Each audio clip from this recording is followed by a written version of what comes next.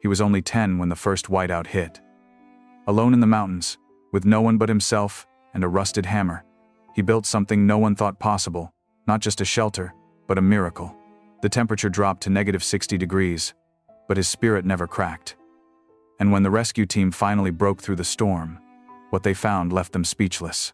Before we dive in, tell us where you're watching from, and if stories of grit, heart, and survival move you, hit that subscribe button, because tomorrow's story might just restore your faith in the human spirit. The wind moved differently that morning. It didn't howl or scream like it did during a storm, it whispered. Soft, sharp, and steady, slipping through the pines like a secret too cold to speak aloud. Snow drifted across the valley floor in slow motion, blanketing the world in silence. And in the middle of it all, on a patch of frostbitten ground near the edge of a clearing, a boy knelt beside a pile of logs taller than himself, his breath fogging in front of his cracked lips. He didn't look older than 10. Thin, but not frail. Wrapped in layers that didn't match a too large wool coat, frayed gloves with mismatched fingers, boots patched with tape. His name was Eli, and for the past 3 days, this mountain had been the only thing he spoke to. The world he came from wasn't much warmer. A trailer tucked down the ridge, barely holding together. A mother gone before memory. A father gone 2 weeks ago, but not by choice. Just a failed heartbeat in the middle of splitting firewood. One moment there, the next folded into the snow. Eli had waited 3 days before climbing up the ridge. No service, no radio, no way to town. Just one hammer, 2 blankets, and a voice inside that told him, "Don't wait to be found. Build something that helps them find you." So he climbed. Through waist-high snowbanks, past fallen branches and half-frozen creeks. He knew this place. His father had taken him up here to hunt rabbits and point out constellations. Said the mountain always watched over those who respected it. But the mountain wasn't warm, not at night, and not anymore. Eli's hands shook as he lined up 2 beams and drove the first nail. His hammer was rusted, head wobbling slightly, but it was his. Every time it hit the wood, it made a sound louder than the silence around him. He liked that. It reminded him that he was still here, still trying. Behind him, the woods crackled. Just branches shifting under the weight of snow, maybe. Or something else. He didn't look back. Couldn't afford to. By midday, he'd erected the frame of what could barely be called a wall. Just 4 beams, slanted awkwardly, held together by sheer will and crooked nails. But to him, it was more than wood. It was proof. Proof that he wasn't giving up. As the sun dipped behind the jagged peaks, painting the world in a cruel blue hue, Eli pulled the thin tarp over the frame, tucked himself underneath, and waited. For what he didn't know. Sleep?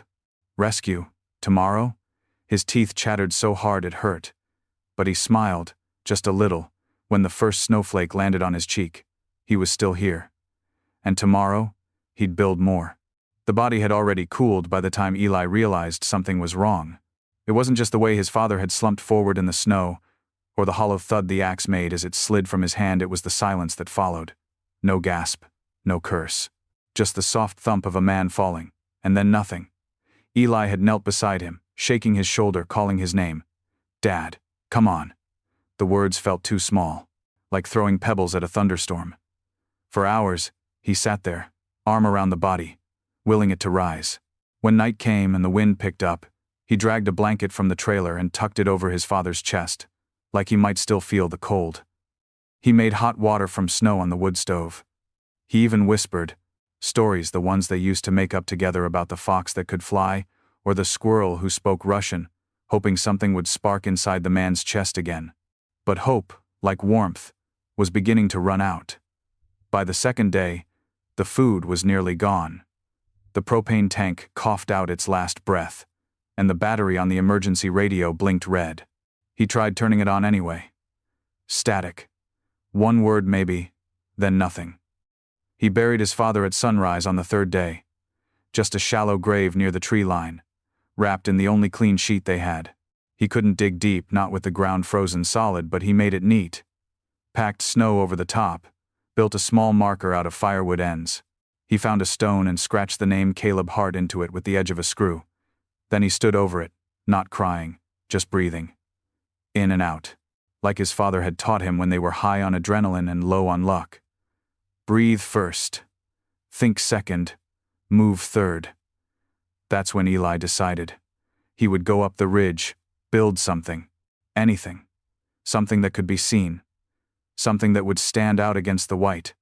Not because he thought he'd survive long, but because he knew someone would come looking eventually. And when they did, they'd need to find more than a frozen boy in a hollow trailer.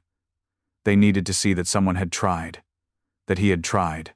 He packed what he could: a hammer, nails, a dented thermos, a dull hatchet, a tangle of paracord, and 2 pieces of jerky from a forgotten can.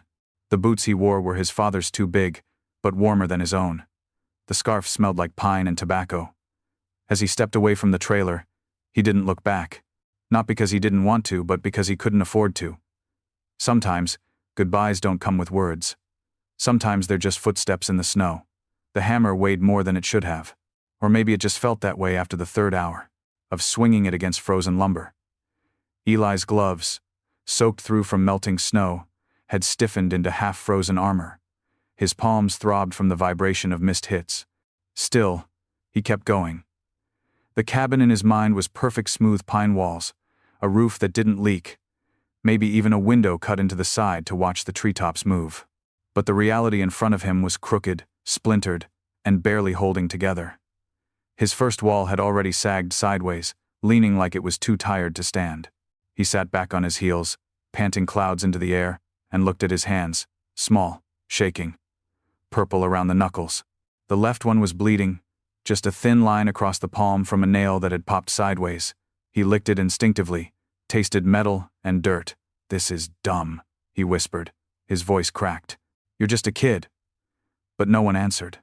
The forest around him remained still, listening, but offering no sympathy. Not the towering pines, not the snowbanks that swallowed his footprints as fast as he made them, not even the birds they'd long since gone quiet. Still, Eli picked the hammer up again. Because this wasn't about being big enough, or old enough, or strong enough. It was about surviving. He remembered watching his dad fix things: busted chairs, broken radios, once even a collapsed deer blind with just zip ties, and cursing. His dad had a saying: "You don't gotta be strong, just stubborn enough not to quit." Eli was stubborn. Had to be. He'd scavenged everything he could find from the hunting shack they used to stay in when the weather turned rough: tarps, a few rusty nails, cracked 2x4s, and 1 half-full can of stove fuel he prayed hadn't gone bad. He used twine from an old deer snare to lash logs together, layering them the way he remembered from watching cabin builds on his dad's phone. It didn't look like much, but it was standing. By nightfall, he had half of one wall, 4 stakes, driven into the ground, and fingers that could barely move. He sat beside his work, huddled under a fraying blanket, lantern flickering beside him, and stared up at the stars that started to appear. They looked close, closer than usual. "I'm not going anywhere," he muttered, voice rough with sleep and cold. Not yet. Above him, the northern lights began to shimmer faintly, green ribbons dancing between the stars, like the sky was whispering back. Eli pulled the blanket tighter, leaned against the half-built wall, and let the cold press in. His hands were too small. But his heart? It refused to give up. By morning, the snow had erased almost every trace of Eli's work. The tarp sagged under the weight of fresh powder. His footprints from the day before had vanished, swallowed whole by the night. The wall he'd worked so hard to brace had tilted just enough to scare him. It looked like it might give in with the next gust of wind. But Eli didn't panic. Not yet. He knelt in the snow, drew back the tarp, and started again. First with his eyes, not his hands. His father had taught him that too. Measure with your mind, before you measure with your tools. So he did. He stared at the slope of the ground, traced where the wind blew strongest, noticed how the light hit the clearing differently as the sun inched higher. There was knowledge hidden in the snow if you paid attention. He used a stick to sketch into the packed white ground. A floor plan of sorts. A rectangle, then boxes for each log. He marked where he'd set the fire away from the slope, shielded from the wind. He marked where he could dig down just enough to anchor the corner supports into the frost-hardened earth. There were no blueprints, no ruler, no plans drawn on grid paper. Just a boy in the snow, sketching survival with fingers that could barely bend. And yet, somehow, the lines were steady. Focus kept the cold at bay. He found 3 more boards beneath the collapsed Roof of the old shack nearby brittle and half-rotted, but usable. A rusted door hinge clung to one like a stubborn memory. Eli pried it off, tucked it in his coat, thinking maybe it could be used for something. He was learning to see use in everything. The world shrunk to what could be carried, burned, or turned into shelter. When he worked, the cold didn't bite as hard. When he paused, it crept in fast behind his knees, into his collar, along the edges of his boots. But he worked anyway, because every swing of the hammer was a countdown. He didn't know how many days he could last. Didn't know how long it would take for someone to notice the silence down in the valley. But if they came, they'd need something to see. Something that said, he was here, he fought to stay. By late afternoon the wall was upright again, better anchored. He added branches to the inside of the tarp to make a kind of windbreak. Crude, but it worked. He lit a small fire in a pit he'd dug with his hands, lined it with rocks, and sat just close enough to feel the heat, not too close to risk burning his shelter. Above him the stars waited, but Eli didn't look up tonight. He looked down at his blueprints in the snow. They were fading fast. So he memorized them. Every line, every hope, every shape of what he was building. Then he got back to work. The fire crackled low, no taller than a fist, but it was the only sound in miles. It cast shaky shadows on the half-built cabin, making the logs look alive, like ribs under skin. Eli crouched beside the flames, hands hovering just above the heat, eyes fixed on them like they might tell him what to do next. His fingers had gone numb twice already that day. He'd warmed them against his chest, under his arms, even tried wrapping them in a spare sock while he worked, but nothing lasted long. Still, he kept moving, because stopping meant thinking, and thinking meant remembering. Remembering that no one knew he was up here, that the only voice he'd heard in days was his own, that the cold was deepening, and his supplies were running out, but when he closed his eyes, he didn't see fear. He saw home. Not the crumbling trailer below the ridge, but the cabin he was building, how it would look when it was finished. In his mind, it had a sloped roof strong enough to catch snow without caving in. A bed made of pine boughs stacked high like his father used to do when they hunted elk. A shelf holding books rescued from the valley junk shop. Maybe even a chair, just one made from scraps, painted red with whatever was left in the bottom of that old paint can. And it was warm.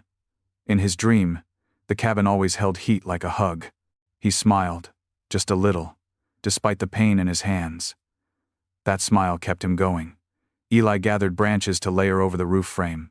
He found spruce needles that held tight even in death and laid them like shingles, each one carefully placed, overlapping, mimicking a memory more than a method. He packed snow around the base to stop the wind, then crawled back under the tarp and listened to the night. An owl called once. Far off. A tree groaned beneath fresh weight. But otherwise, silence. He pulled the blanket up to his chin, held the hammer close like a stuffed animal, and whispered to himself, "One more day." That's how he measured time now, not in hours, but in survivals. In the dark, the fire faded. But in his mind, the cabin kept glowing. He dreamed of it that night, not the real one, but the finished one. He saw himself opening the door, inviting someone inside. A rescuer, maybe. Or just someone who needed it more than he did. "Built it myself," he said in the dream. Proud, not scared. Kept me warm when nothing else did. And in the dream, the other person nodded and said only, "You're stronger than you know." He woke up with frost on his eyelashes and tears in his eyes. But for the first time in days, they weren't from the cold. They were from hope. It was just past midnight when Eli heard it. A sound. Not the fire, which had long since gone out, and not the creaking of his makeshift roof in the wind. This was something else. He bolted upright, heart in his throat. For a moment, he thought it was a dream again, the kind where help comes early, where headlights cut through the woods and someone yells his name. But the dark outside was still thick, and the silence returned just as quickly as it had been broken. Then it came again. A crunch, slow, deliberate, snow being stepped on. He didn't breathe, didn't blink. Just crouched lower, eyes wide, every part of him listening. Something was moving outside the cabin. Eli reached for the hammer. It felt small in his grip, a toy against whatever was out there. But he held it tight. He wasn't going to go quietly, not after coming this far. The sound circled the shelter. Not fast, not panicked. Curious. He could hear sniffing, the low huff of breath. It wasn't human. Bear? Coyote? Worse, a pack? His lungs locked. The tarp over his roof fluttered once, and a cascade of snow slid down the side. The noise startled whatever it was. Eli heard a yelp light and high, then skittering feet moving fast. Silence again. Then, a whimper. Not deep, not threatening. Almost scared. Eli crawled slowly toward the wall, peeking through a gap in the logs. In the silver-blue light of the moon, he saw movement, a small, shadowed figure huddled near a tree. Then another. Wolves? No. Too small. Their ears were too big. Their tails too curled. Dogs. 3 of them. Skinny, ribs showing through patchy fur. They didn't bark, just stared at his half-built shelter like it was the only thing left alive in the world. For a long moment, boy and strays watched each other. Eli's breath fogged against the wood. One of the dogs whined softly, stepped forward, then shrank back again. "I don't have much," Eli whispered. He didn't even softly realize he was speaking out loud. "But I'm not going to hurt you." He reached into his coat, pulled out the last half of a jerky stick he'd been saving, broke it in 3. He slid one piece through the crack in the wall and pushed it into the snow. Then another. Then the last. They didn't rush it. Just sniffed, slowly, and after a minute, each dog crept forward to eat. When they were done, they didn't leave. They just laid down in the snow, curling close together, eyes still on him. Eli leaned back inside the cabin, heart slowing. He wasn't alone anymore. Not really. And somehow, knowing that something else had found its way through the dark made the cold feel just a little less sharp. The sky was the color of steel when Eli woke. Above him, his tarp sagged under another blanket of snow, but it hadn't collapsed. That counted as progress. Beside the fire pit, the 3 dogs still lay curled together, their fur dusted white, eyes half closed but watchful. One lifted its head as Eli stirred, then rested it back down, as if to say, "We're still here. Don't worry." Eli stretched slowly, feeling every bruise and ache in his shoulders, his spine, his hands. He checked his fingers. Still purple, but he could move them. Sort of. The cold had settled deeper in the past 2 days, biting more than it nipped. If he didn't get a real roof up soon, it wouldn't matter how strong his spirit was, his body wouldn't last. So today, that was the mission. Not walls, not floor. A roof. Something to keep the sky out. He stood outside the structure, studying it again like a puzzle.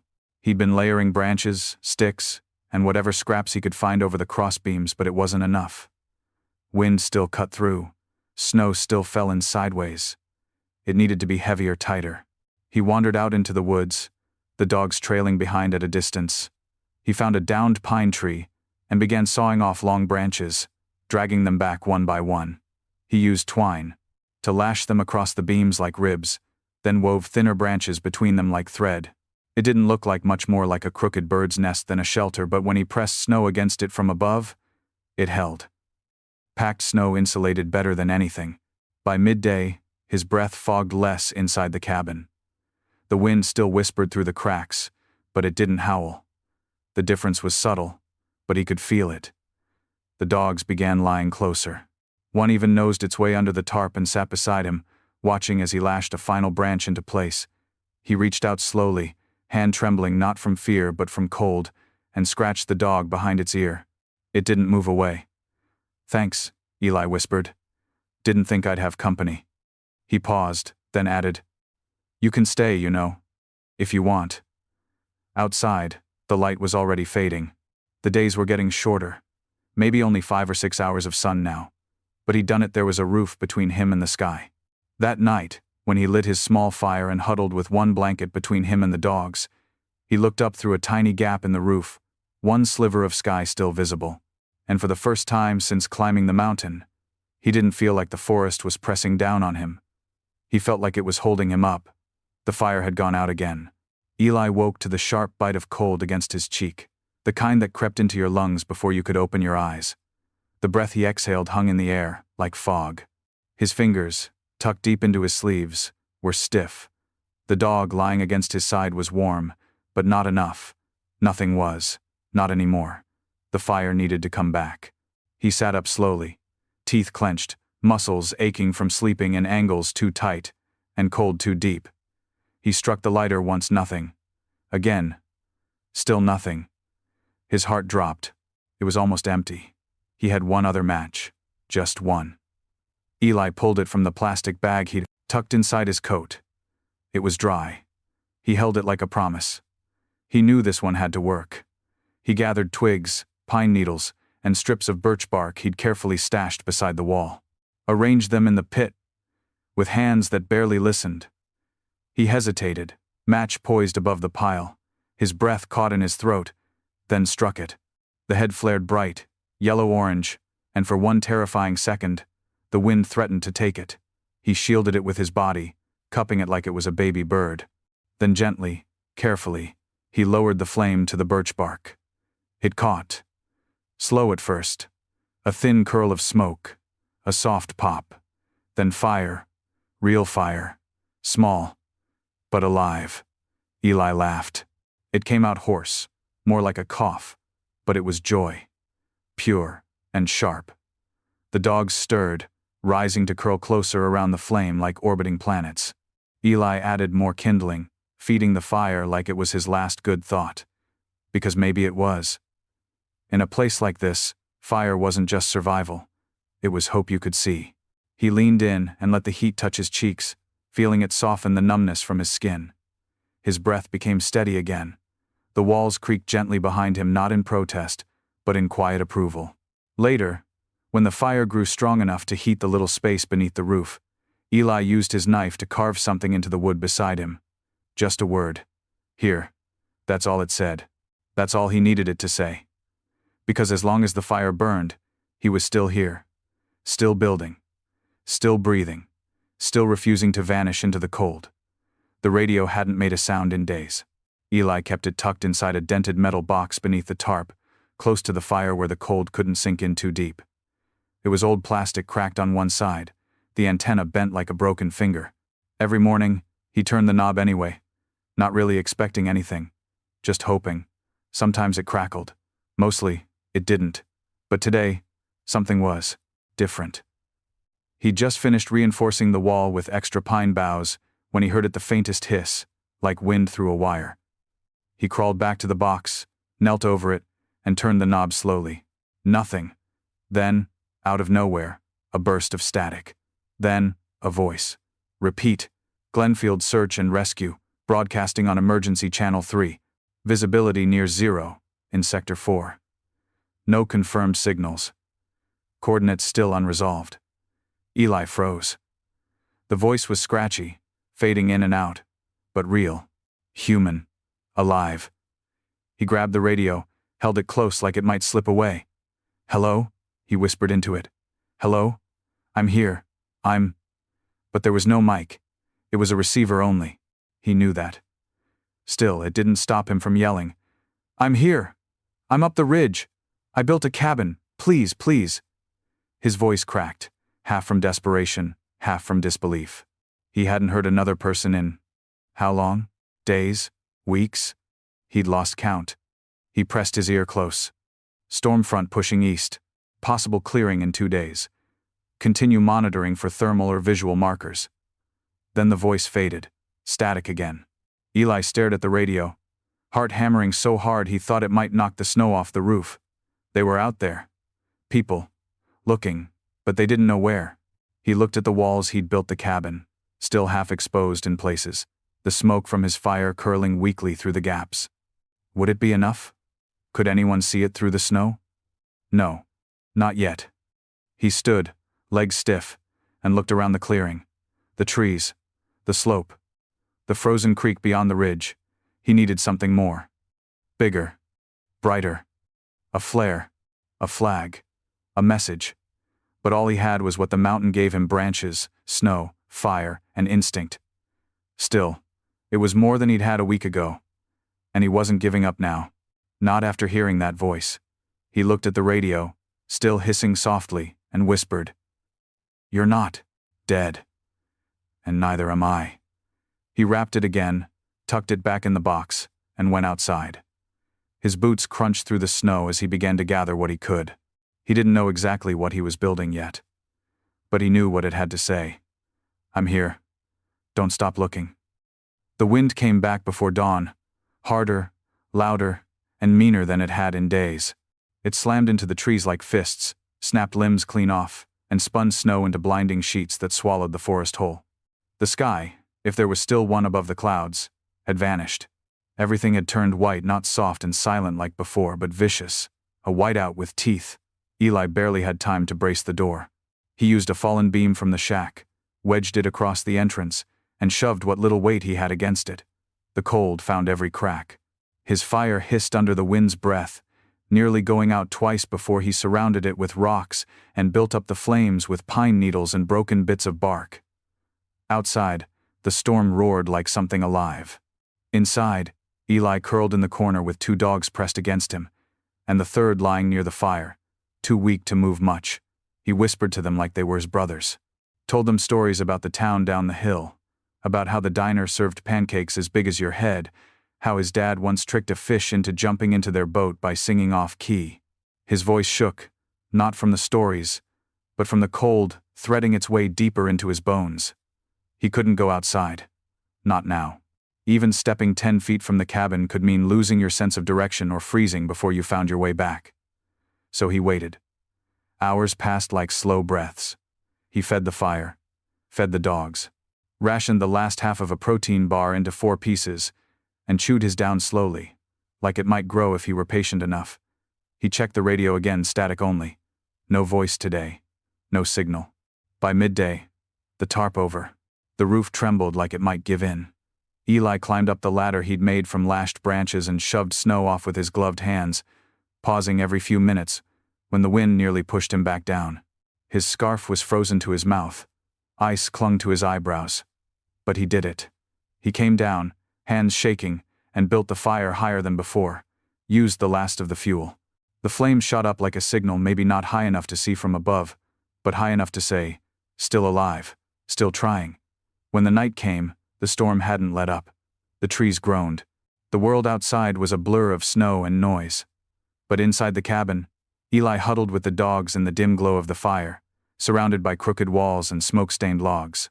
It wasn't warm, not really, but it was enough. Enough to make it to morning, enough to fight one more day. And when the storm passed, he knew someone had to be watching the weather. Someone would know that Ridge was unreachable for too long. Someone would come. All he had to do was survive until then, and survival was something he had already learned how to build. The storm broke, with no warning. One moment, the sky screamed with wind.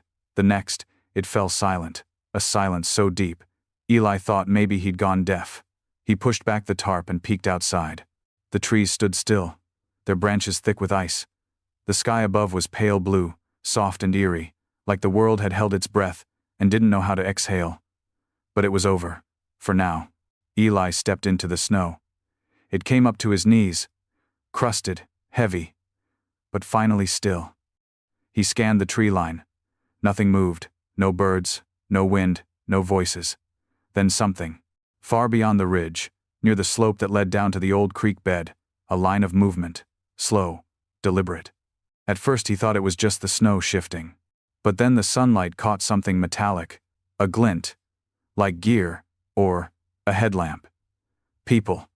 He ran back into the cabin and grabbed the last of his tarp, a strip he'd been saving to patch a leak. He tied it to a branch, dragged it out into the open, and began waving it back and forth like a flag, screaming through cracked lips, "Hey, I'm here!" No response. He screamed again, waving harder, legs half sinking into the snowdrifts. The cold didn't matter. The pain didn't matter. He screamed until his voice cracked raw. And then, one of the figures stopped. They turned, lifted a hand, waved. Eli dropped to his knees. Not in defeat, not in weakness, just from everything, all of it crashing at once. Relief was heavier than the snow. He stumbled back into the cabin and lit what remained of the fire. Smoke curled up through the patched roof. Not much, but enough. He grabbed the mirror shard he'd been using for light reflection, climbed onto the roof, and angled it toward the Sunday flashing. A beacon. By the time the rescuers reached the clearing, the dogs were barking like alarms. Eli stood outside the door, shaking not from cold, but from adrenaline. 3 figures emerged, bulky jackets, helmets, backpacks, full of survival gear. One of them pulled down a scarf. A woman. Her eyes wide. "You built this?" she asked. Eli nodded. Couldn't even speak. His throat closed. She stepped forward, knelt to his level. "How long have you been up here?" He croaked the answer. "I don't know." She looked at the cabin again, the walls, the smoke, the dogs, the boy. She blinked hard. "Dispatch, we've got him," she whispered into her radio. "You're not going to believe this." Behind her, one of the other rescuers took photos. Another just stood still, staring at the structure in disbelief. Because it shouldn't have existed. Not at this altitude. Not in this weather. But it did. Because one boy, small, and stubborn, and strong enough not to quit, made it real. They walked through the doorway one at a time, ducking their heads, ducking their disbelief.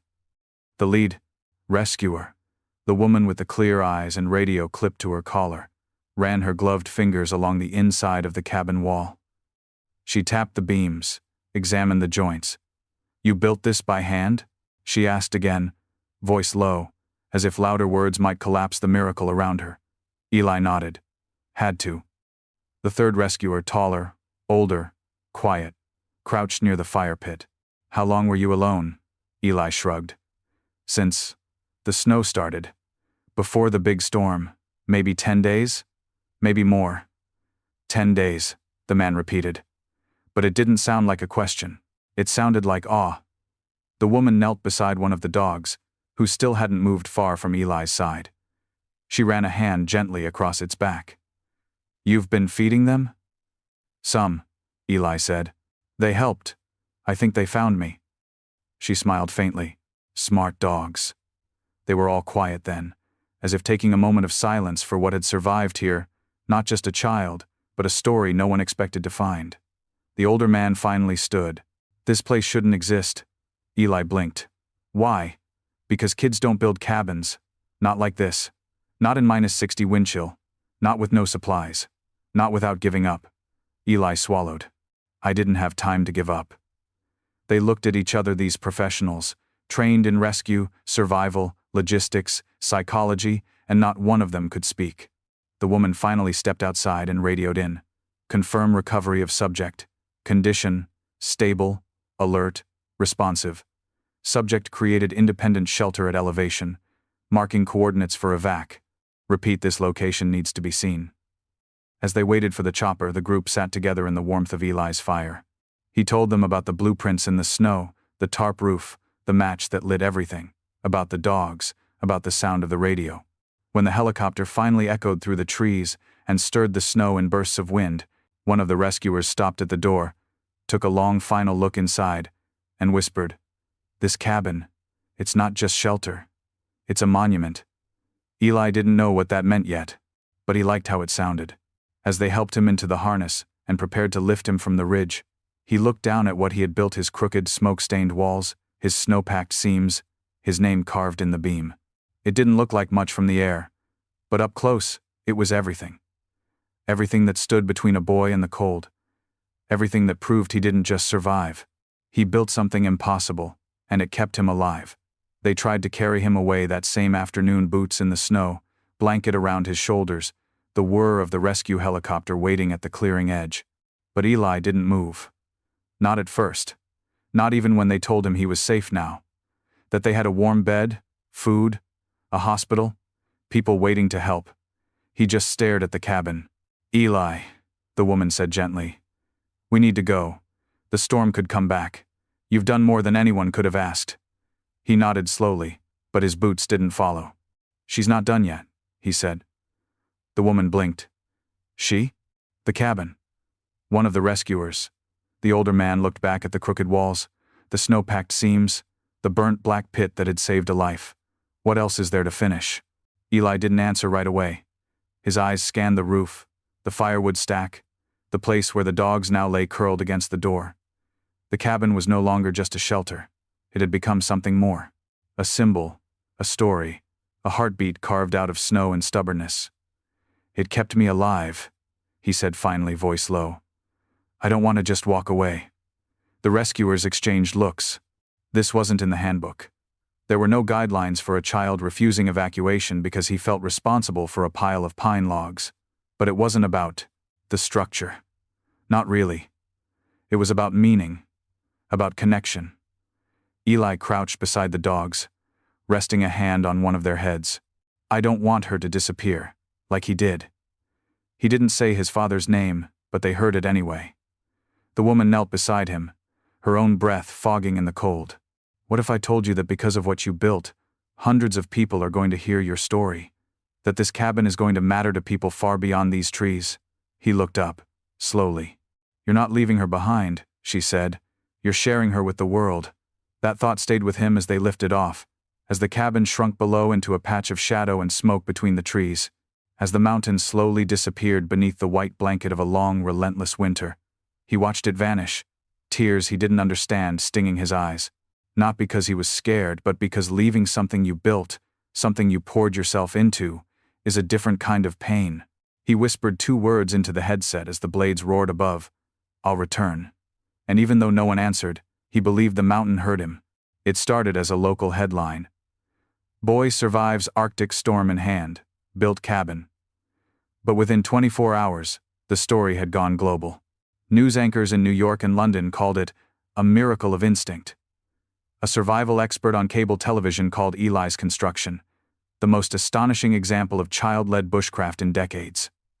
Images of the cabin, smoke curling from the crooked chimney, rescue boots in the snow, dogs curled near the door were broadcast across every major network. And through it all, Eli sat in a quiet hospital room, wrapped in too many blankets, holding a cup of broth like it might still slip away. He didn't watch the coverage, didn't care for the lights or the questions or the microphones, but he listened. When the doctor read him letters from other kids, from veterans, from old mechanics who said, I built something once too, he leaned in. When he was told the cabin was still standing and that they'd marked it as a site of significance, he blinked hard and whispered, Good. The world had taken notice. But Eli didn't feel famous. He felt tired. The cabin had become a symbol not just of survival, but of what a human can do when all they have is a hammer, a tarp, and a reason to keep going. It wasn't about the cold anymore, or even the cabin. It was about what lived between the walls. Resilience. 10 days after the rescue, a man with a camera visited the hospital. He said he was making a documentary not for money, but for memory. People need to see, he said. They need to understand what you built. Not just with wood, but with will. Eli didn't answer right away. He looked out the window, where a soft snow was falling gentle now. Forgiving. He thought of the mountain, of the dogs, of the warmth he built from nothing. Okay, he said quietly. But don't tell them I'm special. The man paused. Why not? Because I wasn't, Eli said. I was just cold, and I didn't want to die. The man nodded. That's enough. And so the world watched. Watched a boy who didn't cry on camera, didn't pose, didn't act like a hero. He just told the truth. How he remembered where the wind came from. How he dug with numb hands. How the cabin wasn't pretty, but it stood. And that was enough to make people believe in something again. In grit, in quiet courage, in building warmth from nothing. Spring came late that year. The mountain stayed white long after the valleys thawed, like it still held its breath. But when the snow finally began to melt, and the creeks began to murmur again, Eli came back. He stepped out of the ranger truck slowly, boots sinking into the soft, thawing ground. The air was sharp with pine and melting frost. A thin mist still clung to the trees, but sunlight pierced through, painting gold across the trail. And there it was, the cabin, still standing. Smoke-blackened logs, patchy roof. The beam he had carved, here, into still visible beneath the dust. A little more slumped than before, a little older, but unmistakably his. Eli stared at it for a long time. He didn't move, didn't speak, just breathed. The ranger gave him space. Take your time, he said softly. She's yours. It felt smaller now, less like a miracle, more like a memory. But that didn't make it less sacred.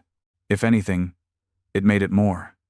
Eli walked up the 3 steps, still nailed crooked, and pushed open the door.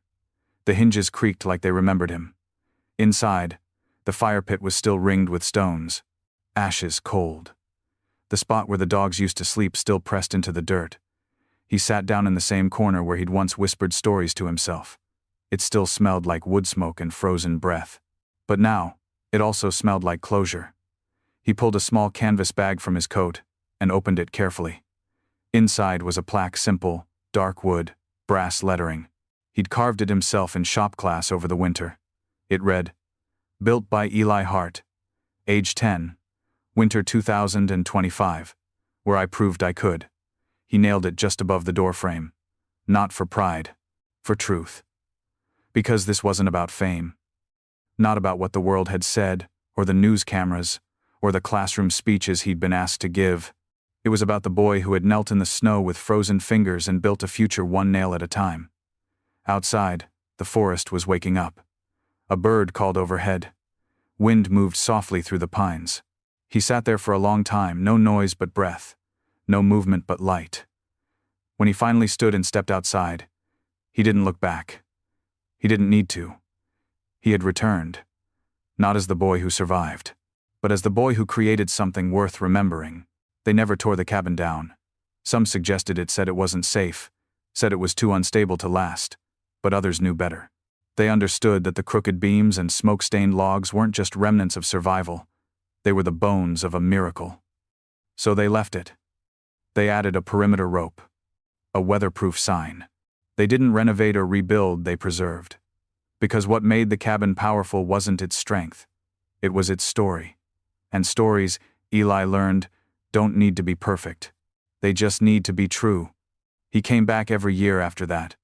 Sometimes in winter, bundled against the cold with friends or a teacher or a quiet news crew who wanted to stand where the boy in the storm had stood. Sometimes alone, in spring, to sweep out the ashes and press his palm to the doorframe like he was checking if it still remembered him. It always did. As he grew, the cabin didn't change. It leaned a little more each season, moss crept over the roofline, but it remained untouched, because everyone who visited understood this wasn't just a shelter. It was a lesson. That courage doesn't have to be loud. That even a kid with no map, no tools, and no backup can build something that changes people. Eli didn't become a celebrity. He didn't want to. He turned down the book deals, the scripted documentaries, the reality show ideas. Instead, he took the money raised by strangers and built a youth camp 5 miles down the ridge. Cabin building 101. Firecraft, radio repair, wilderness first aid. He called it Heartline. And on the first day of every season, the campers hiked up the trail to see where it all began. Some of them cried, some just stared, but every single one of them left changed. Because when they stood in the doorway, they didn't just see a cabin, they saw possibility. They saw proof that survival isn't always about being strong. Sometimes it's about being small, cold, scared, and doing it anyway. Years later, someone asked Eli what he remembered most about those 10 days in the cold. He thought for a long time, staring at the wood grain in the wall. Then he smiled and said, "I remember the silence, and how I filled it." Now, long after the storms have passed and the headlines faded, the cabin still stands weathered but upright. A monument to every soul who's ever been told they're too young, too weak, too alone. Because that winter, a boy didn't just survive, he built something out of nothing, and left behind a legacy in the cold.